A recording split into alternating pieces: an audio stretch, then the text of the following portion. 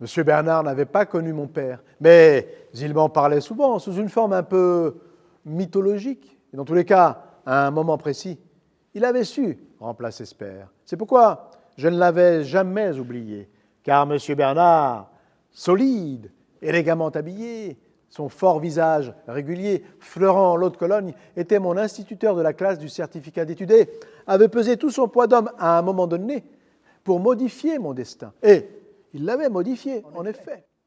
La classe de M. Bernard était constamment intéressante pour la simple raison qu'il aimait passionnément son métier. La méthode de M. Bernard consistait à ne rien céder sur la conduite et à rendre, au contraire, vivant et amusant son enseignement.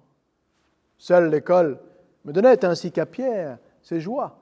Et ce que nous aimions en elle, c'est ce que nous ne trouvions pas chez nous, où la pauvreté et l'ignorance rendaient la vie plus dure, plus morne, comme refermée sur elle-même. La misère est une forteresse sans pont-levis. Dans la classe de M. Germain, pour la première fois, nous sentions que nous existions et que nous étions l'objet de la plus haute considération. On nous jugeait dignes de découvrir le monde. Cet homme-là, je n'avais jamais cessé de l'aimer.